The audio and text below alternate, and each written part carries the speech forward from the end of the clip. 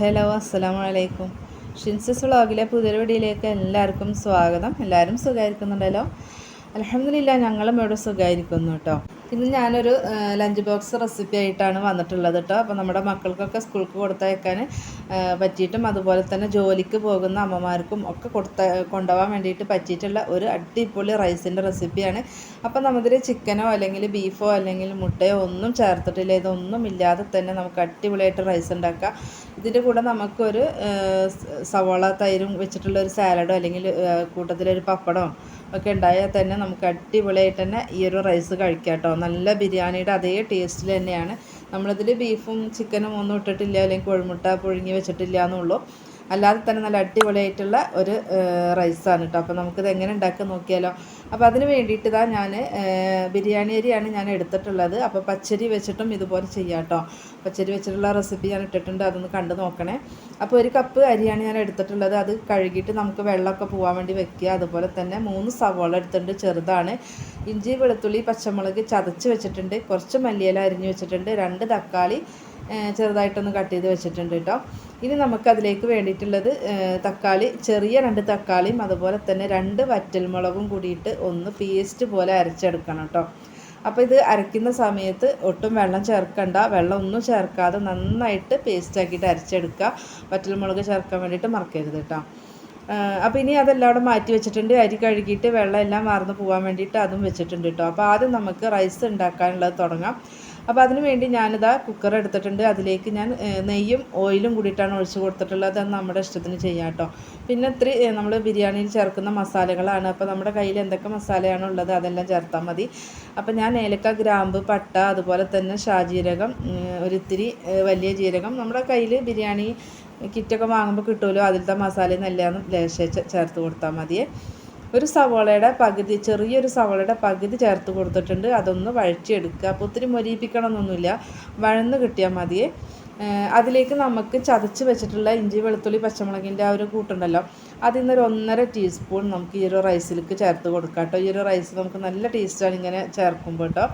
അത് ചേർത്ത് അതിൻ്റെ ഒരു പച്ച ചുവക്കൊന്ന് മാറി വരുന്ന സമയത്ത് നമുക്ക് വെള്ളം എല്ലാം വാർന്നു പോയിട്ടുള്ള അരിയാണ്. അപ്പോൾ നല്ലോണം വെള്ളം വാർത്ത് വെക്കണം കേട്ടോ. ആ ഒരു അരി ചേർത്ത് കൊടുത്തിട്ട് നമുക്ക് അരി ഒന്ന് ജസ്റ്റ് ഒന്ന് റോസ്റ്റ് ചെയ്തെടുക്കാം കേട്ടോ. അരി ചേർത്താൽ ഹൈ ഫ്ലെയിമിൽ ഇട്ടിട്ടാണ് ഇത് റോസ്റ്റ് ചെയ്യേണ്ടത്. ഫ്ലെയിം കുറച്ചിട്ട് ചെയ്യരുത് കേട്ടോ. അപ്പോൾ ഓവറായിട്ട് ഇതായി പോവും, അതുപോലെ തന്നെ അരി പൊടിഞ്ഞു പോവുകയൊക്കെ ചെയ്യുള്ളൂ. അപ്പോൾ ഹൈ ഫ്ലെയിമിൽ ഇട്ടിട്ട് ഒരു 2-3 സെക്കൻഡ് ആയാലും മതി.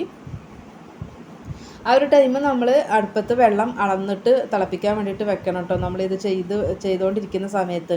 അപ്പോൾ ഒരു കപ്പിന് 2 കപ്പ് എന്ന അളവിലാണ് ഞാൻ വെള്ളം തിളപ്പിച്ചിട്ടുള്ളത്. അപ്പോൾ വെട്ടി തിളയ്ക്കുന്ന ആ ഒരു വെള്ളം നമ്മുടെ ഈ ഒരു അരി ഒന്ന് റോസ്റ്റായി വരുന്ന സമയത്ത് ആ ഒരു അരിയിലേക്ക് തന്നെ ഒഴിച്ചു കൊടുക്കുക കേട്ടോ. തിളച്ചുകൊണ്ടിരിക്കുന്ന ആ ഒരു വെള്ളം ഒഴിച്ചു കൊടുക്കണം. ചെറിയ ചൂടുവെള്ളം ഒന്നും ഒഴിച്ചു കൊടുക്കരുത് കേട്ടോ. അങ്ങനെയാണെങ്കിൽ നിങ്ങൾ ആദ്യം തന്നെ അരി ഇട്ട് കൊടുക്കണ്ട, വെള്ളം തിളയ്ക്കുമ്പോൾ അരി ഇട്ട് കൊടുത്താൽ മതി. ഇനി നമുക്ക് ഈ ഒരു ചോറിലേക്ക് വേണ്ടിയിട്ടുള്ള ഉപ്പ് ചേർത്ത് കൊടുക്കുന്നുണ്ട് കേട്ടോ. അപ്പോൾ അതിലേക്ക് നമ്മൾ അരിഞ്ഞ് വെച്ചിട്ടുള്ള ആ ഒരു മല്ലിയിലേന്ന് ഒരു ലേശം നമുക്ക് ഈ ഒരു റൈസിലേക്ക് ചേർത്ത് കൊടുക്കാം. ഇനി വേണ്ടിയിട്ടുള്ളത് ഒരു വലിയ ചെറുനാരങ്ങ ആണെങ്കിൽ അതിൻ്റെ ഒരു പകുതി, ഒരു നാരങ്ങേൻ്റെ പകുതി ഭാഗം അതിൻ്റെ ജ്യൂസ് ഒന്ന് ഒഴിച്ചു കൊടുക്കാം കേട്ടോ.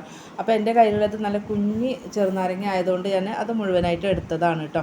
അപ്പോൾ അതിൻ്റെ കുരു ഒന്നും പെടാണ്ട് വേണം ഒഴിച്ചു കൊടുക്കാൻ വേണ്ടിയിട്ട്. അപ്പോൾ അതിലൊരു കുരുണ്ട്, അപ്പോൾ ഞാനത് എടുത്ത് മാറ്റുകയാണ്. ഇനി നമുക്ക് നല്ലോണം ഒന്ന് ഇളക്കി ഒന്ന് യോജിപ്പിച്ച് കൊടുക്കുക. എന്നിട്ട് ഇതൊന്ന് തിളക്കട്ടെ കേട്ടോ.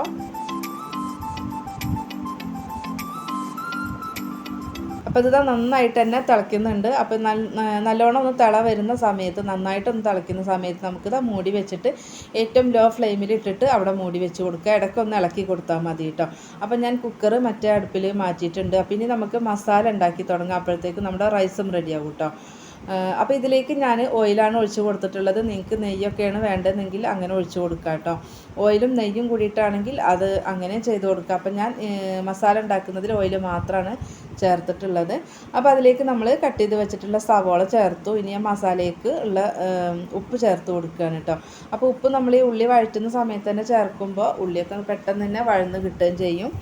അപ്പോൾ ഇതാ ഈ ഒരു ഉള്ളി നന്നായിട്ട് വഴറ്റി കൊടുക്കുക. അപ്പോൾ അതിനിടയ്ക്ക് നമ്മുടെ റൈസും ഒന്ന് ഇളക്കി കൊടുക്കണം. നമ്മൾ റൈസിൽ വെള്ളമൊക്കെ വറ്റിയിട്ട് അടിക്ക് പിടിക്കുകയുള്ളൂ. അപ്പോൾ ഇടയ്ക്ക് ഒന്ന് അതും കൂടെ ഒന്ന് ഇളക്കി യോജിപ്പിച്ചിട്ട് വീണ്ടും മൂടി വെച്ച് കൊടുക്കണം കേട്ടോ. അപ്പോൾ സവോളൊക്കെ നന്നായിട്ട് തന്നെ കുഴഞ്ഞൊന്ന് വന്നിട്ടുണ്ട്, ചെറുതായിട്ടൊരു കളറൊക്കെ ചേഞ്ച് ആയിട്ട് വന്നിട്ടുണ്ട്. അപ്പോൾ ആ ഒരു ടൈമിൽ നമുക്ക് കട്ട് ചെയ്ത് വെച്ചിട്ടുള്ള തക്കാളി ചേർത്ത് കൊടുക്കാം കേട്ടോ. തക്കാളി ചേർത്തിട്ട് തക്കാളി നന്നായിട്ട് തന്നെ വാടി ഉടഞ്ഞു പോകണമെന്നില്ല, പക്ഷേ തക്കാളി നന്നായിട്ട് വാടി കുഴഞ്ഞ് വരണം കേട്ടോ. ആ ടൈമിൽ നമുക്ക് ചതച്ച് വെച്ചിട്ടുള്ള ഇഞ്ചി വെളുത്തുള്ളി പച്ചമുളക് ഇത് ചേർത്ത് കൊടുത്തിട്ട് നമുക്ക് ഇതിൻ്റെ ഒരു പച്ചമണം മാറുന്നത് വരെ അതും കൂടെ നമുക്ക് വഴറ്റിയെടുക്കാം. ഞാൻ 2 പച്ചമുളകാണ് ചേർത്തിട്ടുള്ളൂ. അത്യാവശ്യം എരിവുള്ള പച്ചമുളക് ആയതിൻ്റെ പേരിലാണ്. പിന്നെ ഒത്തിരി അങ്ങോട്ട് റൈസും ഇല്ലല്ലോ, അപ്പോൾ അതുകൊണ്ടാണ്. ഇനി നമുക്ക് അതിലേക്ക് അരിഞ്ഞു വെച്ചിട്ടുള്ള ആ ഒരു മല്ലിയിലയിൽ നിന്നൊരു ലേശം അവിടെ വെക്കുക. എന്നിട്ട് ബാക്കി ഞാൻ ഈ ഒരു മസാലയ്ക്ക് ഇട്ട് കൊടുത്തിട്ട് ജസ്റ്റ് ഒന്ന് മിക്സ് ചെയ്ത് കൊടുത്തിട്ടുണ്ട്. ഇനി നമുക്ക് കുറച്ച് പൊടികൾ ചേർക്കാം കേട്ടോ. അപ്പോൾ 1 ടീസ്പൂൺ കാശ്മീരി മുളക് പൊടി ചേർത്തിട്ടുണ്ട്, 1/4 ടീസ്പൂൺ കുരുമുളക് പൊടി, 1/4 ടീസ്പൂൺ ഗരം മസാല പൊടി ചേർത്തിട്ടുണ്ട്, 1/4 ടീസ്പൂണിൻ്റെ താഴെ മഞ്ഞൾപ്പൊടി ചേർത്തു. അതുപോലെ തന്നെ 1 ടീസ്പൂൺ അല്ലെങ്കിൽ 1/4 ടീസ്പൂൺ ചിക്കൻ മസാല ചേർത്ത് കൊടുത്തിട്ടുണ്ട് കേട്ടോ. അതുണ്ടെങ്കിൽ ഒന്നുകൂടെ ടേസ്റ്റിയാണ്, കയ്യിലുണ്ടെങ്കിൽ ചേർത്താൽ മതി. പൊടികൾ ചേർത്തിട്ട് അതിൻ്റെ പച്ചമണം മാറി വരുന്ന സമയത്ത് നമുക്ക് അരച്ച് വെച്ചിട്ടുള്ള ആ ഒരു തക്കാളി ആ ഒരു കൂട്ട് നമുക്കിതാ ഈ ഒരു മസാലയ്ക്ക് ചേർത്ത് കൊടുക്കുകയാണ്. അപ്പോൾ ഇതിൽ വെള്ളം ഒഴിച്ചിട്ട് മിക്സ് ചെയ്തിട്ട് ഒന്നും ഒഴിച്ച് കൊടുക്കണ്ട. നമ്മളൊരു സ്പൂൺ വെച്ചിട്ടോ അല്ലെങ്കിൽ കൈ വെച്ചിട്ടോ ആ ഒരു മിക്സിയുടെ ജാറിൽ നിന്ന് നന്നായിട്ട് തന്നെ നമ്മൾ അരച്ചിട്ടുള്ളത് നമ്മുടെ ഈ ഒരു മസാലയ്ക്ക് ചേർത്താൽ മതിയിട്ട്, ഒട്ടും വെള്ളം ചേർക്കരുത്. തക്കാളിയുടെ നമ്മൾ അരച്ച് വെച്ചതും കൂടെ ചേർത്തിട്ട് നന്നായിട്ട് തന്നെ മിക്സ് ചെയ്ത് യോജിപ്പിച്ചെടുക്കുക. അപ്പോൾ ആ ഒരു ടൈമിൽ ഞാൻ ജസ്റ്റ് ഉപ്പൊന്ന് ചെക്ക് ചെയ്ത് നോക്കിയിട്ടുണ്ടായിരുന്നു. തക്കാളിയുടെ പുളിയൊക്കെ ചെല്ലുമ്പോൾ ചിലപ്പോൾ ഉപ്പ് കുറഞ്ഞു പോകും. അപ്പോൾ ഞാൻ നോക്കിയപ്പോൾ ഇത്തിരി ഉപ്പിൻ്റെ കുറവുണ്ടായിരുന്നു കേട്ടോ. അപ്പോൾ ഞാൻ ലേശം ഉപ്പ് ചേർത്തിട്ട് നന്നായിട്ട് മിക്സ് ചെയ്തിട്ടുണ്ട്. അപ്പോൾ നമ്മുടെ റൈസ് കണ്ടല്ലോ, നല്ല അടിപൊളിയായിട്ട് തന്നെ വെന്ത് വന്നിട്ടുണ്ട്. അതുപോലെ തന്നെ ഒരു വറ്റും ഒട്ടി പിടിക്കാത്ത രീതിയിലാണ് കേട്ടോ നമുക്ക് കിട്ടിയിട്ടുള്ളത്. ഒട്ടും വെന്ത് ഉടഞ്ഞ് കുഴഞ്ഞു പോയിട്ടൊന്നുമില്ല, അടിക്ക് പിടിച്ചിട്ടുമില്ല കേട്ടോ. അപ്പോൾ ഇടയ്ക്കൊന്ന് ഇളക്കി കൊടുത്താൽ മതി. അപ്പോൾ നമുക്ക് ആ ഒരു മസാല റെഡി ആയിട്ടുണ്ടായിരുന്നു. അപ്പോൾ അതിലേക്ക് നമുക്ക് റെഡിയാക്കി വെച്ചിട്ടുള്ള റൈസ് ചേർത്ത് കൊടുക്കുകയാണ് കേട്ടോ. അപ്പോൾ നിങ്ങളിത് കുട്ടികൾക്ക് കൊടുത്തയക്കാനും അതുപോലെ ജോലിക്ക് പോകുന്നവരും ഒക്കെ ഉണ്ട്. അങ്ങനെ തിരക്കാണെന്നുണ്ടെങ്കിൽ നമുക്ക് റൈസൊക്കെ രാത്രിയിൽ റെഡിയാക്കി വെച്ചാലും മതി കേട്ടോ. റൈസ് രാത്രി റെഡിയാക്കി വെച്ചിട്ട് മസാല ഇതുപോലെ രാവിലെ ഉണ്ടാക്കുമ്പോൾ അത് ഒന്നും കൂടെ എളുപ്പമായിരിക്കും.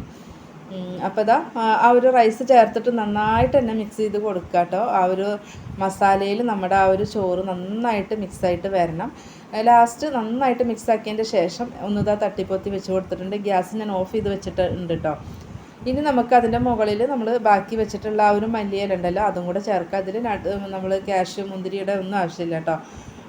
ആ ഒരു മല്ലിയിലയും ചേർത്ത് കൊടുത്തിട്ട് നമുക്ക് ഇതൊന്ന് മൂടി വെക്കാം. ഒരു 2 മിനിറ്റെങ്കിലും ഒന്ന് അടച്ച് മൂടി വെക്കുക കേട്ടോ. ഏറ്റവും ലോ ഫ്ലെയിമിലാക്കിയിട്ട് വെച്ചാൽ മതി. ഗ്യാസ് കൂടുതൽ തോന്നുന്നുണ്ടെങ്കിൽ അടിയിലൊരു പാത്രം എന്തെങ്കിലും വെച്ച് കൊടുത്താലും മതി. അല്ലെങ്കിൽ 1 മിനിറ്റെങ്കിലും ലോ ഫ്ലെയിമിലാക്കിയിട്ട് ഇതുപോലെ മൂടി വെച്ച് കൊടുക്കണം കേട്ടോ. അപ്പോഴാണ് റൈസും മസാലയും കൂടി ഒന്ന് നല്ല ടേസ്റ്റിൽ വരിക. ഇപ്പോൾ ഞാൻ 2 മിനിറ്റ് മൂടി വെച്ചിട്ടുണ്ടായിരുന്നു. അപ്പോൾ ഇനി നമുക്കിതൊന്ന് ഇളക്കി യോജിപ്പിച്ചിട്ട് നമുക്ക് സെർവ് ചെയ്യാം. ഇത് ഇളക്കി യോജിപ്പിക്കാനൊന്നുമില്ല, പക്ഷെ നമ്മളൊന്നും കൂടെ ആവി കയറ്റിയതല്ലേ. അപ്പോൾ ജസ്റ്റ് ഒരു സൈഡ് മാത്രം ഞാനിതൊന്ന് മിക്സ് ചെയ്ത് കൊടുക്കുന്നുണ്ട് കേട്ടോ. അപ്പോൾ മോൾക്ക് സ്കൂൾക്ക് കൊണ്ടുപോകാൻ വേണ്ടിയിട്ട്, അപ്പോൾ അതുകൊണ്ട് തന്നെ നമ്മൾ നല്ലവണ്ണം രാവിലെയാണ് ചെയ്തിട്ടുള്ളത്. പിന്നെ ഇതുപോലെ വല്ല റൈസൊക്കെ ഉണ്ടാക്കുന്ന സമയത്ത് ഇപ്പോൾ മക്കൾക്ക് പിന്നെ പ്രത്യേകിച്ചൊരു ചായ കടിയൊന്നും ഉണ്ടാക്കേണ്ട കാര്യമില്ല കേട്ടോ. ഇവിടെ മക്കൾക്ക് ഇത് ഇഷ്ടമാണ്. അപ്പോൾ അതുകൊണ്ട് ഞാൻ ഇതന്നെയാണ് അവർ കഴിച്ചു പോകുന്നത് കേട്ടോ. ഒരു ലേശം ഇതൊന്ന് കഴിച്ചിട്ട് പോകും. അപ്പോൾ ഞാനത് ഒരു പ്ലേറ്റിലേക്ക് ആദ്യം ഒന്ന് വിളമ്പാണ്.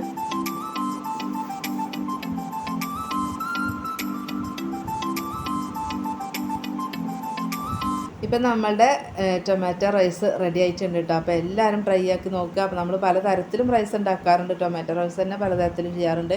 അപ്പോൾ ഈ ഒരു രീതിയിൽ ഒന്ന് ഉണ്ടാക്കി നോക്കുക. എളുപ്പമാണല്ലോ ഇങ്ങനെ ചെയ്യാൻ വേണ്ടിയിട്ട്.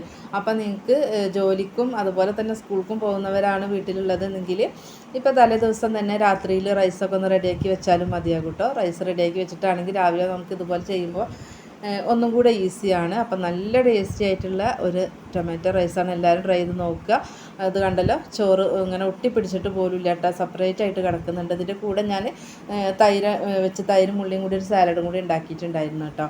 അപ്പോൾ എല്ലാവരും ട്രൈ ചെയ്ത് നോക്കുക. നമ്മുടെ വീഡിയോസ് കാണുന്നതിൽ പുതുതായിട്ടുള്ള കൂട്ടുകാരുണ്ടെങ്കിൽ ഒന്ന് സബ്സ്ക്രൈബ് ചെയ്തിട്ട് സപ്പോർട്ട് ചെയ്യാൻ വേണ്ടിയിട്ട് മറക്കല്ലേ. നമ്മളെ ചാനലിൽ ഒത്തിരി റെസിപ്പി ഉണ്ട്, അതും കൂടെ കാണണം ഇൻഷാ അല്ലാഹ്. അസ്സലാമു അലൈക്കും.